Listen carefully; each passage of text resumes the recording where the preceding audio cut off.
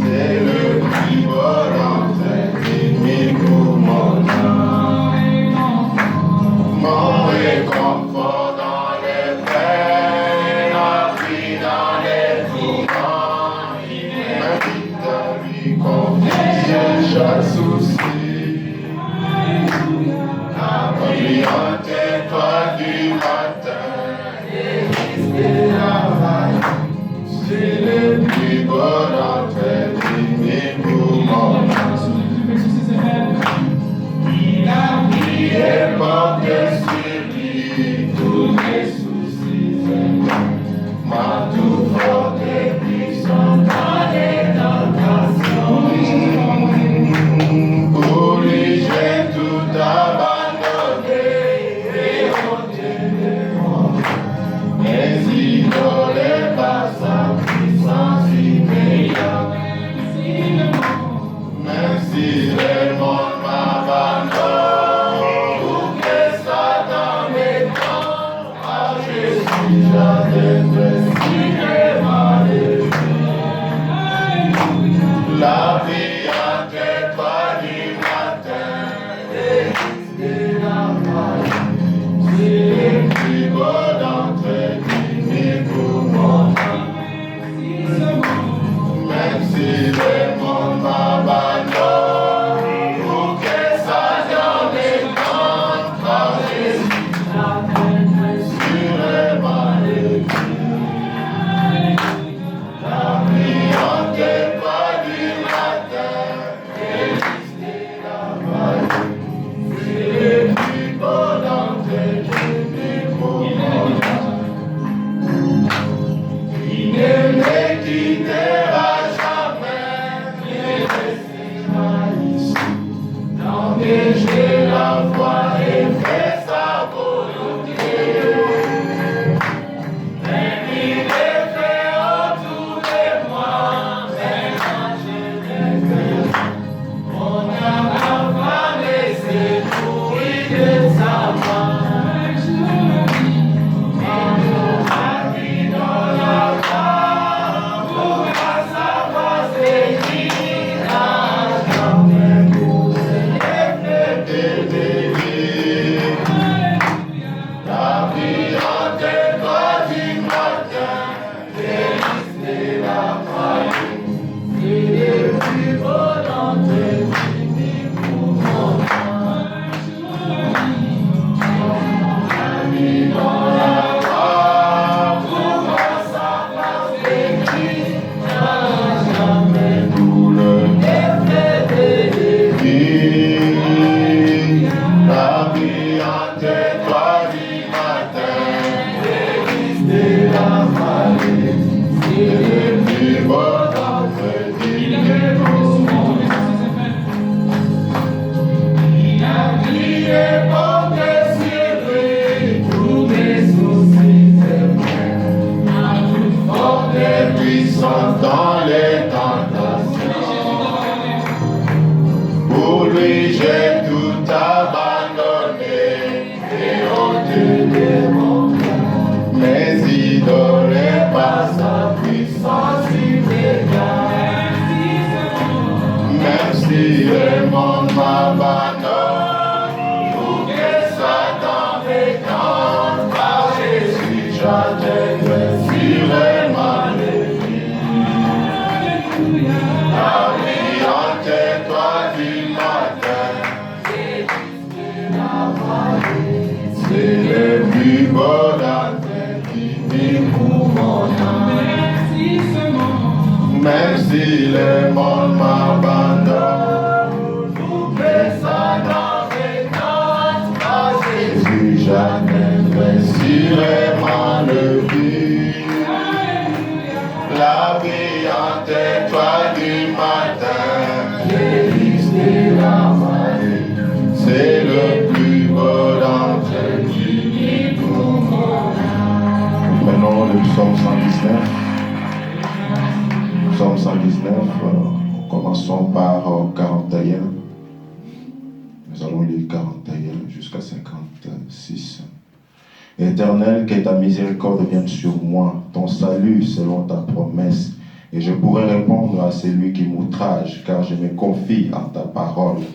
N'ôte pas entièrement de ma bouche la parole de la vérité, car j'espère en tes jugements. Je garderai ta loi constamment, à toujours et à perpétuité. Je marcherai au large, car je recherche tes ordonnances. Je parlerai de tes préceptes devant le roi, et je ne rougirai point. Je fais mes délices de tes commandements, je les aime. Je lève mes mains vers tes commandements que j'aime, et je veux méditer tes statuts. Souviens-toi de ta promesse à ton serviteur, puisque tu m'as donné l'espérance. C'est ma consolation dans ma misère, car ta promesse me rend la vie. Les orgueilleux me chargent de railleries, je ne m'écarte point de ta loi. Je pense à tes jugements d'autrefois, ô Éternel, et je me console. Une colère ardente me saisit à la vue de mes chants qui abandonnent ta loi. Tes statuts sont les sujets de mes cantiques dans la maison où je suis étranger. La nuit, je me rappelle ton nom, ô Éternel, et je garde ta loi. C'est là ce qui m'est propre, car j'observe tes ordonnances. Amen.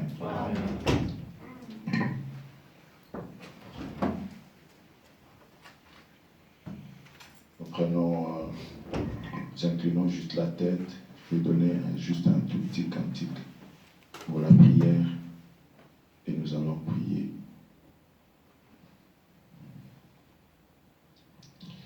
Je suis faible, tu es fort. Tous ensemble. Oui, Jésus, garde-moi du mal. Oh oui, je serai satisfait tous les jours. Quand je marche, garde-moi près de toi, oui, marchant toujours avec toi. Oh Jésus, Jésus exauce ma prière. Oh oui, marchant toujours près de toi. Ah oui, laisse qu'il en soit ainsi, mon Seigneur, dans ce monde de peine et de pièges. Oh oui, dans ce monde de peine et de pièges, en tombant qui me protège. Oh oui, en tombant qui m'aide à porter mon fardeau. Oh oui, qui m'aide à porter mon fardeau. Rien que toi, cher Seigneur, rien que toi, cher Seigneur, rien que toi. Oh, marchant toujours avec toi. Oh, avec toi, Jésus exauce ma prière. Oh, marchant toujours près de toi. Oh oui, laisse qu'il en soit ainsi, mon Seigneur, quand ma faible vie expire. Oh oui, quand ma faible vie expire, et mon temps ne sera plus. Oh oui, mon temps ne sera plus. Guide-moi en sécurité. Oh, mais toi, guide-moi en sécurité vers les rivages de ton royaume. Oh oui, vers les rivages de ton royaume. Oh, marchant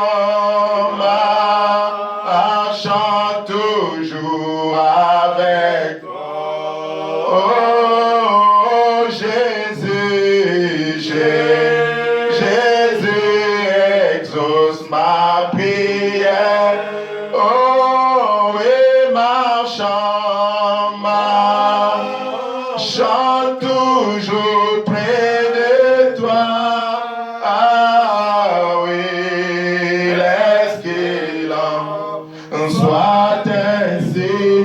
C'est la prière de tout un chacun de demander au Seigneur de marcher toujours plus près de toi. Oui, marchant toujours avec toi. Ah, oh Jésus, Jésus, exauce ma prière. Oui, marchant, marchant toujours près de toi. Ah oui, laisse qu'il en soit ainsi, mon Seigneur. Oui, éternel notre Dieu, Sauveur divin, c'est la prière la plus profonde de chaque cœur ce matin. Et Seigneur Dieu Tout-Puissant, nous puissions, ô Dieu de bonté, Seigneur Dieu de grâce, marcher avec toi, Seigneur. Nous voulons qu'il en soit ainsi, ô cher Seigneur. Nous voulons, Seigneur Dieu de bonté, éternel notre roi, réaliser que nous ne sommes pas éloignés de toi, que nous gardons constamment ta parole, ô Dieu bien-aimé, dans nos cœurs.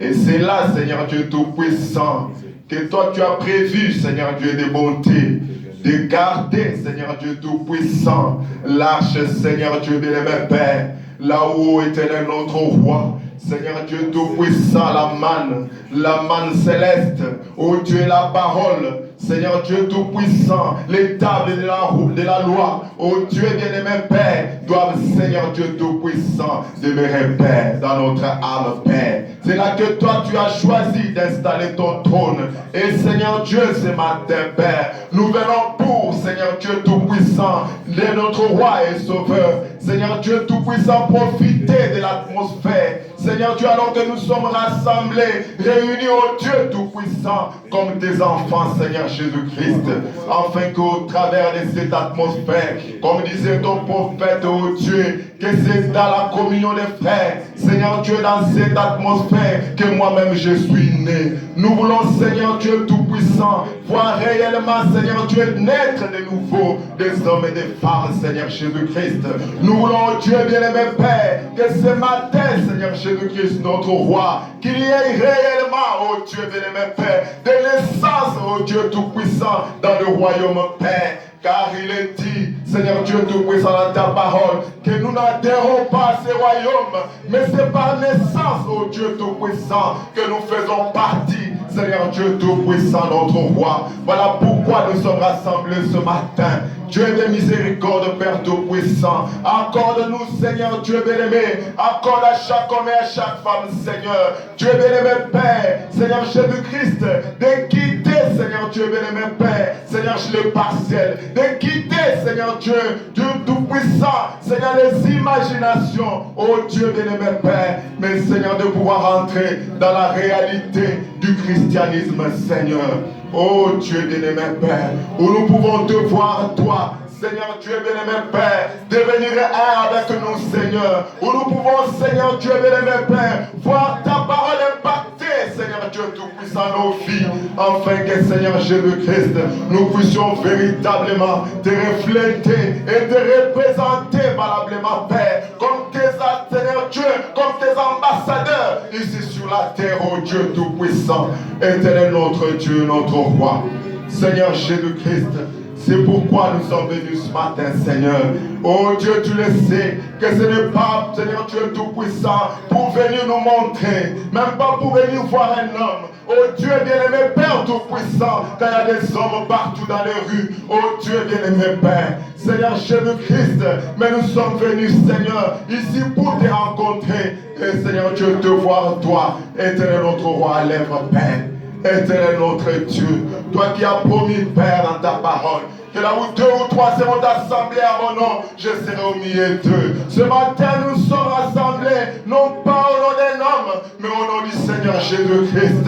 Oh Dieu, toi qui ne manques jamais au rendez-vous, toi, Seigneur Dieu bien-aimé Père, qui ne fais pas, Seigneur Dieu Tout-Puissant, défaut. Oh Dieu Tout-Puissant, lorsque tu as invité, ô Père éternel Jésus-Christ, nous croyons, Seigneur Dieu Tout-Puissant, qu'avant que nous t'invitions, parce que tu honores ta parole, Père, tu as déjà été ici, Seigneur Jésus-Christ, pour rencontrer chacun de nous, ô Dieu bien-aimé Père, Jésus-Christ notre roi. Prends-nous maintenant dans les lieux célestes, dans ta présence, ô Dieu Tout-Puissant. Élève-nous, Seigneur Dieu, loin de la lourdeur du monde, ô Dieu Tout-Puissant, de la pesanteur des cinq sens, que nous puissions pénétrer, ô Dieu de grâce, Seigneur, ces six sens, ces sixième sens, ô Dieu, Seigneur Dieu Tout-Puissant, qui croit rien que la parole, ô Dieu Tout-Puissant, afin que nous soyons amenés, Seigneur Dieu bien-aimé, au devant de toi, dans ta présence, Père, devant cette Dieu Tout-Puissant, cette présence devant, dans laquelle, oh Dieu, personne n'est rentré tel qu'il était entré, Seigneur. Oh Dieu Tout-Puissant, que nous soyons véritablement changés, Père. Oh, nous te confions ce service, Père. Prends-le du début à la fin, Seigneur. Oh Dieu Tout-Puissant, sois le maître et règne, oh Dieu Tout-Puissant, réellement maître, oh Dieu. Prends le début et la fin, Seigneur. Chemine avec nous, oh Dieu Tout-Puissant. Éternel notre roi et sauveur. Sois avec nous dans chaque partie, Seigneur Jésus-Christ, afin que tu sois élevé, que tu sois magnifié, que tu sois glorifié, que tu sois célébré, que tu sois adoré, que tu sois acclamé, Père. Car tu mérites, Seigneur, nos louanges, tu mérites notre adoration, tu mérites, Seigneur, notre foulement, tu mérites tout le meilleur de nous-mêmes, oh Père. Seigneur Jésus-Christ, notre roi, prends-nous maintenant, Seigneur Dieu Tout-Puissant, et empare-toi véritablement de chaque homme et chaque femme, Père. Seigneur, chaque enfant qui a marqué de sa présence ce matin dans ces lieux, que tu t'empares, Seigneur, de tout un chacun, Père, afin que tu sois une réalité réelle, Père. Oh Dieu, que tu deviennes de plus en plus doux pour nous, Père. Que réellement, Seigneur Jésus-Christ, lorsque nous partirons d'ici, Seigneur Dieu Tout-Puissant, que Seigneur nous puissions réaliser que nous avons été devant une divinité réelle. Oh Dieu, un Dieu véritable, oh qui a écouté, Seigneur Dieu Tout-Puissant, nos prières et qui nous a parlé, Père. Oh Seigneur, accorde-les, Père. Seigneur Jésus, tu connais le besoin qu'il y a dans le cœur de tout un chacun ce matin. Il y en a qui sont venus étant malades. Oh Dieu bien-aimé Père, puisse ta présence les guérir, oh Dieu bien-aimé Père. Que ceux qui sont venus, oh Dieu, étant affligés, que toi tu réconfortes leurs âmes, Père, ce matin. Que Seigneur Dieu, tu consoles chaque cœur, que tu réconfortes chacun, oh Dieu bien-aimé Père, afin que tous ensemble nous soyons bénis, Père. Il y en a qui sont sur le chemin. Oh Dieu Tout-Puissant, hâte leurs pas et amène-les, Seigneur Dieu, jusqu'à venir, Seigneur, s'unir à notre adoration avec toi. Oh, bénis chacun de nous. Pour ta gloire, nous te demandons ici, dans le nom amplement suffisant de notre Rédempteur et Sauveur, Jésus-Christ, et à cause de lui, nous avons ainsi prié. Amen. Amen. Que le Seigneur vous bénisse.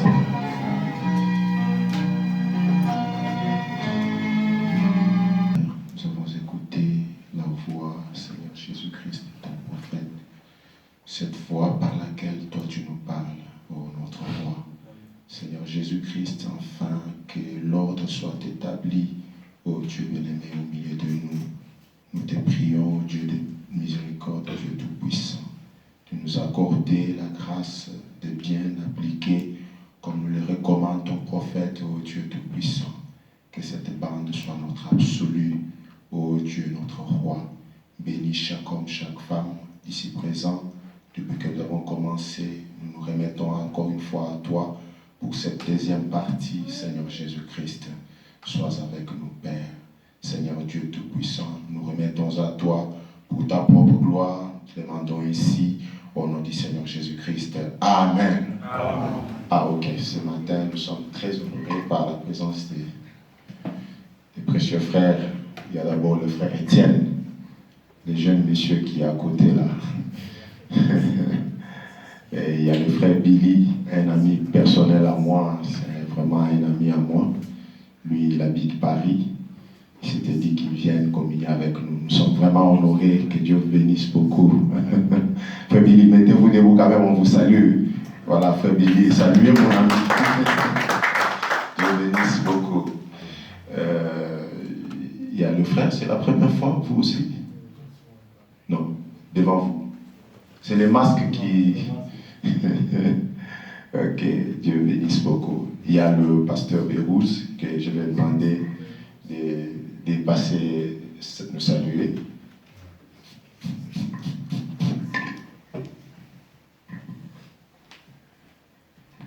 Que Dieu vous bénisse. Amen. Je suis très content d'être parmi le peuple de Dieu. Je suis très content pour le pasteur Moïse et pour l'Assemblée. Et nous prions pour vous et on vous soutient dans la prière. Que Dieu vous bénisse. Dieu bénisse beaucoup. Mais vous n'avez pas bien acclamé le pasteur. Dieu les bénisse beaucoup. Le révérend Bérouz a toujours été un soutien pour nous. Vous vous rappelez, une fois je parlais de lui ici l'année passée.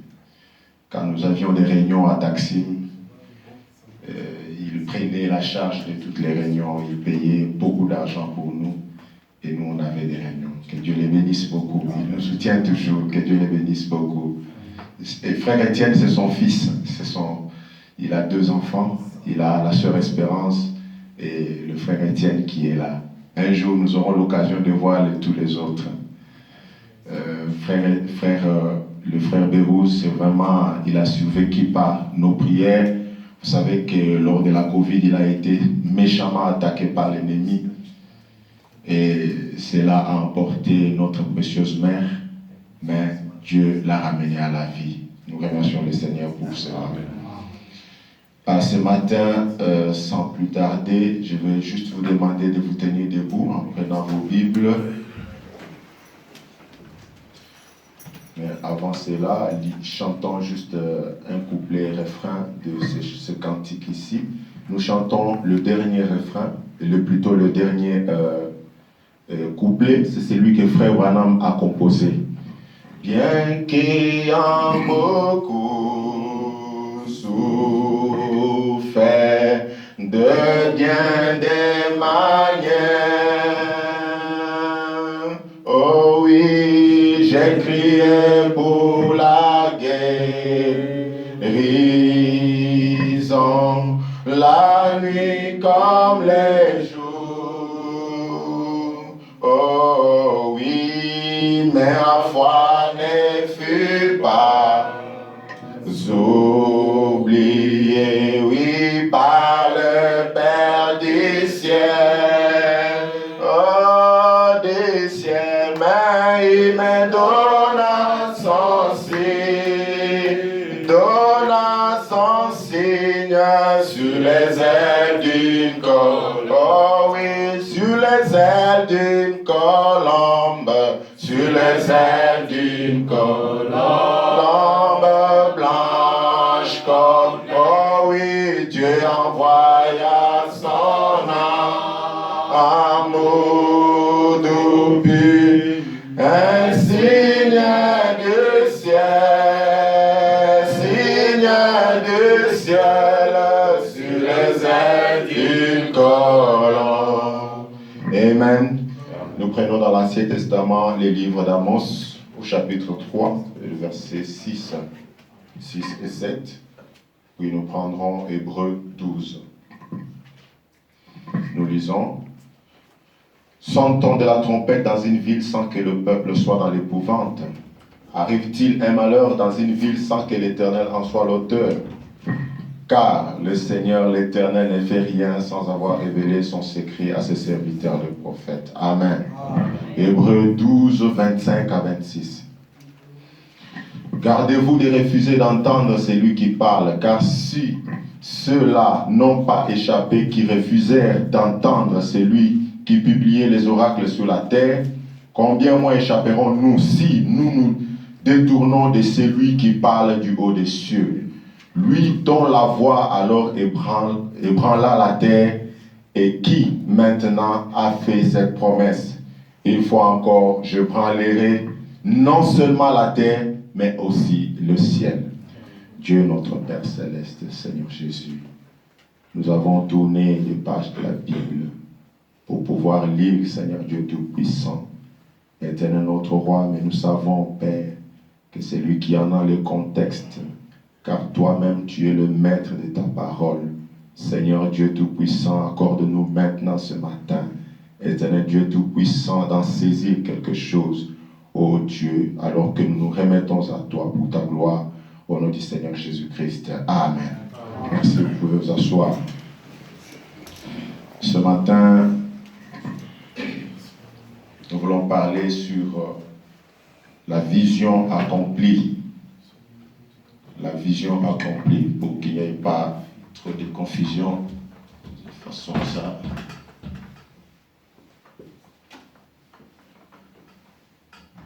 Excusez-moi. Vision accomplie.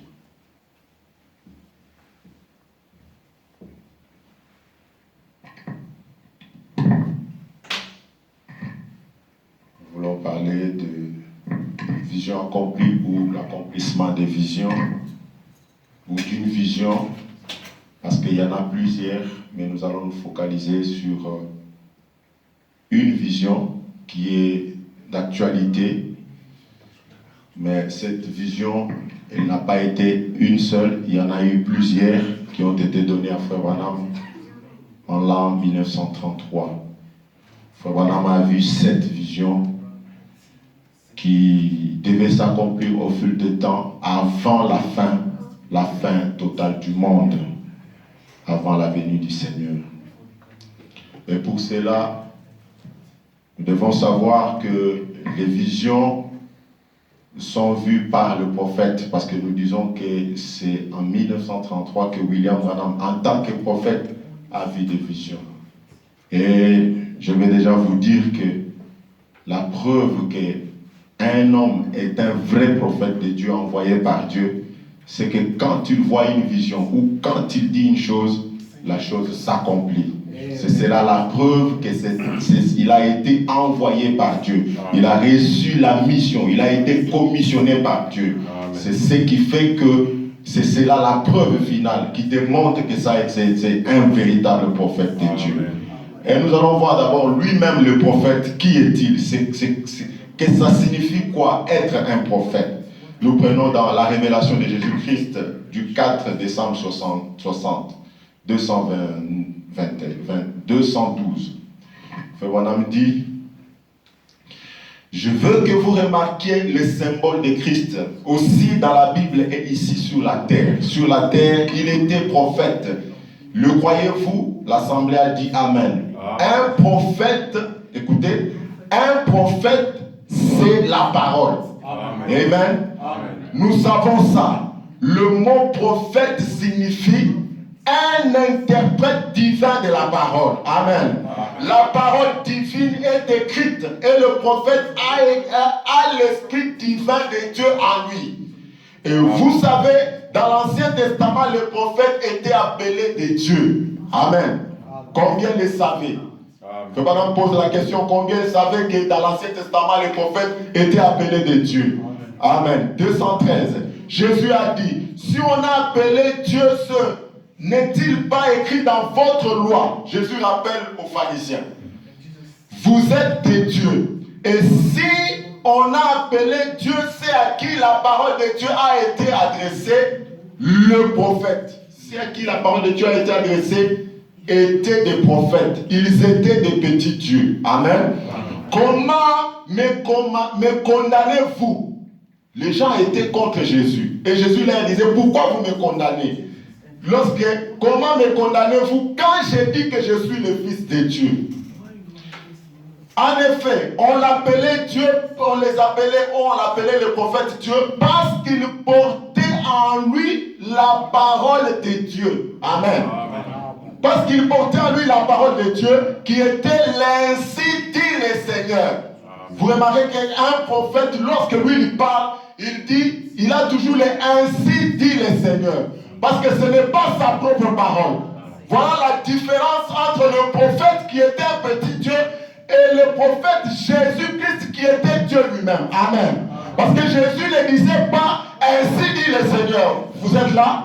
Jésus disait, en vérité, oh, la vérité, c'était lui-même. Amen. Amen. Par conséquent, le mot prophète signifie qu'il ne faut pas toucher à son interprétation. Amen. Donc quand le prophète a déjà parlé, il n'y a pas de ça veut dire ou vous voulez modifier quelque chose. Non, ça reste tel que ça est. Amen. Qu'il ne faut pas toucher à l'interprétation du prophète. Voyez, si Dieu, il dit, s'il y a parmi vous quelqu'un qui est spirituel ou prophète, moi l'Éternel, je lui parlerai. Si ce qu'il dit arrive, ce que cet homme l'a dit, si ce qu'il dit arrive, alors écoutez-le. Parce que je suis avec lui. Amen. Mais si cela n'arrive pas, alors ne l'écoutez pas. Amen. Ce n'est pas moi qui l'ai envoyé. Ça, c'est ce que Dieu dit. C'est ce que dit la Bible. C'est comme ça qu'on peut savoir. Et puis, vous voyez, l'interprétation divine de la parole doit concorder avec toute cette dernière révélation à l'Église. Amen. 215. Il est Dieu, le Tout-Puissant sur terre. Il était prophète, c'est-à-dire un aigle. Amen. Combien savent qu'un prophète est considéré comme un aigle? Amen. Est-ce que vous le saviez? Amen. Gloire à Dieu. Un prophète, Frère Madame dit quelque part, il dit qu'un prophète c'est un porte-parole de Dieu. Amen. Amen. Il est un voyant. Étant voyant, il voit des choses dans l'au-delà de ce que l'œil humain peut voir. Amen. C'est ce qu'il voit, ça s'appelle des visions. Amen. Ainsi nous allons comprendre c'est quoi aussi une vision. Nous avons compris ce que signifie un prophète. Maintenant nous voulons comprendre qu'est-ce que c'est une vision. D'ailleurs, Frère Branham a donné le titre d'une prédication. Qu'est-ce qu'une vision? Amen. Il a prêché ça le 8 avril 46 et 56, excusez-moi. Au paragraphe 25. Une vision, c'est tout simplement, beaucoup de gens me demandent, Frère Branham, qu'est-ce quelque chose de matériel que vous regardez, ou bien est-ce juste une impression qui frappe l'esprit, ou bien est-ce que c'est... Ce sont là des questions que les gens posent à Frère Branham. Frère Branham dit non, c'est matériel, c'est réel. Comme je regarde en ce moment, aussi réel que ça. Amen. 26. Et maintenant, comment cela arrive? C'est par une action de la grâce souveraine de Dieu. Amen. Les visions, ce n'est pas quelqu'un qui s'assoit et qui les provoque. Non. Les visions viennent de la grâce souveraine de Dieu. Amen. Et quand j'étais un bébé, au moment de ma naissance, ma mère me dit que cette lumière est entrée et est venue se placer au-dessus du petit lit dans lequel j'ai vu le jour. Cette lumière-là. Amen. Amen. Amen. Après, d'aussi loin que je m'en souvienne, ces choses se sont toujours produites devant moi. C'était la vie de Frère Branham. Il ne faisait que voir des visions. Il en a même vu quand il était bébé. Plus tard, je vous lirai quelque chose d'une vision qu'il a vue très loin. Je ne veux pas déclarer ça comme ça sans l'écriture. Lorsque je verrai encore, je vais vérifier l'écriture pour être sûr de le dire tel que dit le prophète. Amen. 27. Ça s'ouvre, il dit ça s'ouvre tout simplement devant moi. Il me semble qu'il n'y a pas moyen vraiment d'expliquer. Mais juste pour les faire saisir du mieux que je peux, il s'agit de s'abandonner au Saint-Esprit. Amen. Et ça commence, et voilà, c'est là devant vous. Frère Madame dit, vous êtes conscient de votre présence ici, pourtant vous êtes 40 ans en arrière dans la vie de quelqu'un. Amen. C'est comme ça qu'elle s'accomplit la vision. Amen. Frère Madame dit, vous êtes là devant les gens. Vous êtes conscient que vous êtes debout devant les gens. Et pourtant, au même moment, vous êtes dans la vie d'une personne 40 ans avant. Amen. Amen. Vous êtes là à regarder ce qu'il fait. Et alors tout ce que je dis, c'est ce que je suis en train de regarder. Amen. 28 ensuite, quand je reviens un peu à moi, je me rends compte que j'ai dit quelque chose. Mais souvent, je ne sais pas ce que j'ai dit. Écoutez quelque chose. Fabana me dit, quand il entre dans la vision, il se peut que quand il revient en normal, il ne se rend plus compte, il ne sait pas qu'est-ce qu'il avait dit. Et écoutez le moyen pour lui de voir ou de connaître ce qu'il avait dit. Il dit, le moyen pour moi de le savoir, c'est que ces jeunes hommes qui sont assis ici avec ces magnétophones, ils vont me faire écouter ça. C'est mon moyen de savoir. Donc ça ne vient pas de moi. Pas du tout. Amen. Ça ne vient pas de frère Madame. Ça c'est de Dieu. Et le moyen pour lui de le savoir, c'est en écoutant la bande. Amen. C'est pour le prophète connaître sa vision. Il faut qu'il écoute la bande. Oh, mes frères, qu'est-ce que cela? Il nous faut nous aussi pour comprendre et connaître et dire exactement ce que dit le prophète. Écoutez la bande. Amen. Nous n'avons pas de guerre à faire avec frère Joseph ici. Frère Joseph nous demande, nous recommande en tant qu'un Éphésiens 4 fidèle au messager. Il dit, vous devez prier plein. Amen. Nous continuerons à prier plein pour connaître la volonté de Dieu pour notre temps. Amen. Si nous voulons connaître la vision, appuyons play. Et si nous voulons connaître la vision, répétons ce que disent les bandes. Amen. Est-ce que c'est clair jusque-là? Amen. Frère Madame a expliqué, il a expliqué comment la vision vient. Nous avons compris ce que c'est un prophète. Un prophète, c'est celui qui dit des choses qui arrivent. Si quelqu'un raconte des histoires et ça n'arrive pas, il n'est pas prophète. Il n'a pas été mandaté par Dieu. Il n'a pas été envoyé par Dieu. Prenons un peu 1 Samuel 9, 6. Les serviteurs lui disent. Il y avait les serviteurs de Saül. Ils étaient allés chercher des bêtes qui s'étaient perdues. Ils ont erré partout, ils n'ont pas trouvé des bêtes. Et le serviteur a dit, allons trouver un prophète, un voyant. Ils sont allés chercher le prophète Samuel. C'est 6, le verset 6. Il dit, le serviteur lui dit, voici, il y a dans cette ville un homme de Dieu. Et c'est un homme considéré. Un prophète, il faut le considérer. Amen. Tout ce qu'il dit ne manque pas d'arriver. Allons-y donc. Peut-être nous fera-t-il connaître les chemins que nous devons prendre. Amen. Est-ce que ce matin vous voulez connaître les chemins prendre? Vous voulez que le prophète vous parle? Amen. Et mon travail ce matin, c'est juste de répéter. C'est juste de dire ce que dit là-bas. Voilà de quelle manière vous allez connaître ce que dit le prophète. Amen.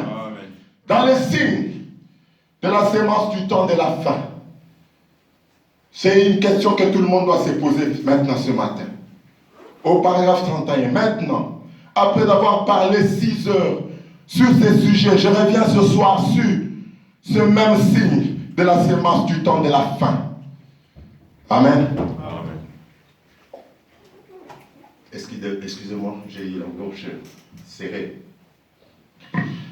Il dit, maintenant, tout homme avisé, êtes-vous avisé?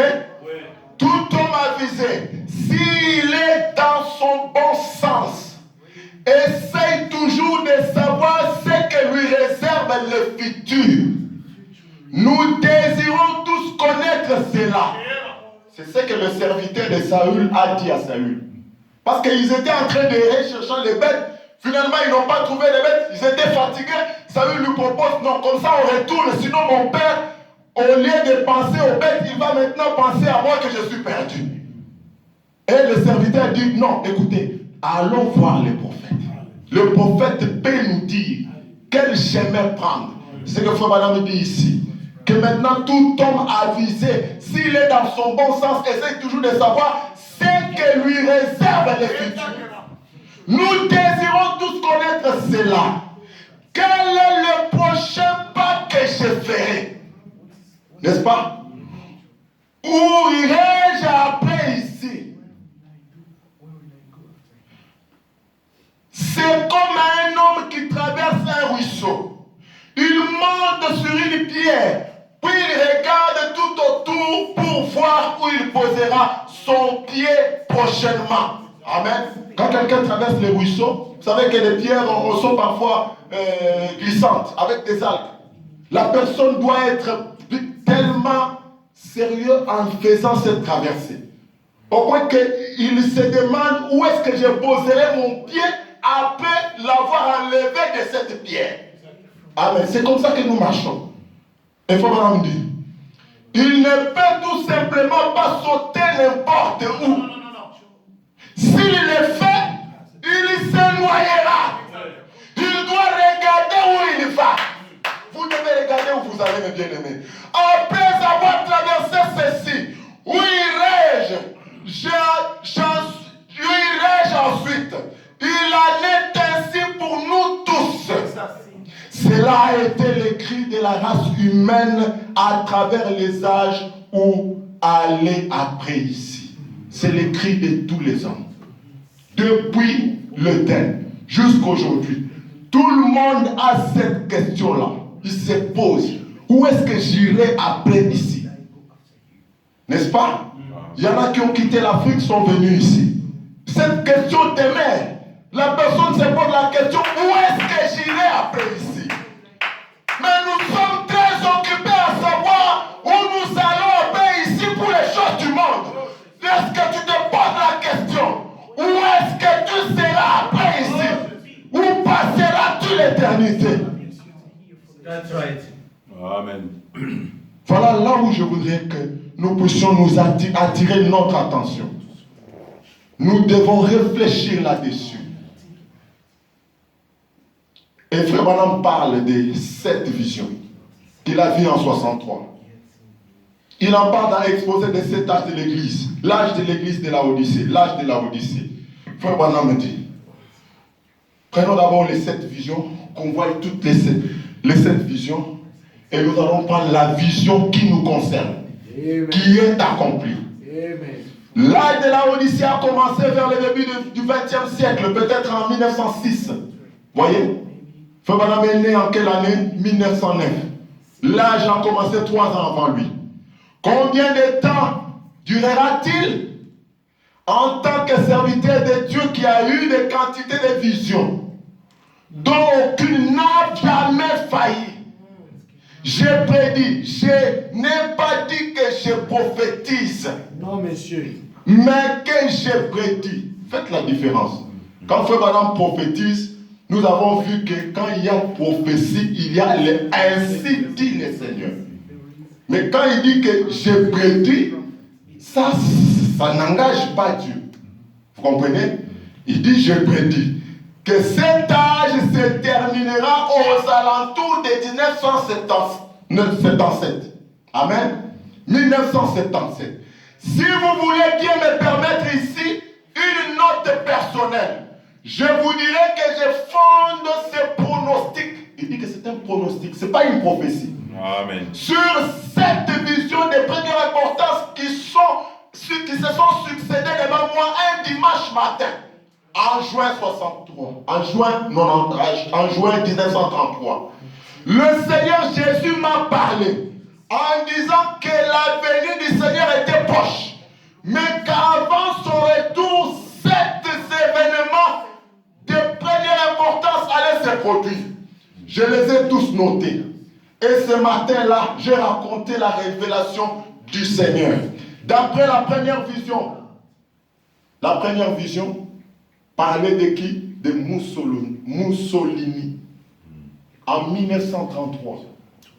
Aujourd'hui, tout le monde est connecté. Vérifiez pour voir quand est-ce que Mussolini a vécu. Mais Frère Branham l'a vu en 1933. c'est que Mussolini est venu après 1933. Un prophète l'avait déjà vu. Faut maintenant me dire, la première vision, Mussolini allait envahir l'Éthiopie et ce pays allait tomber sous sa coupe. Cette vision a causé pas mal de remous. Lorsque Fabana m'a parlé de ça, les gens se sont fâchés. Il dit, mais il raconte des histoires.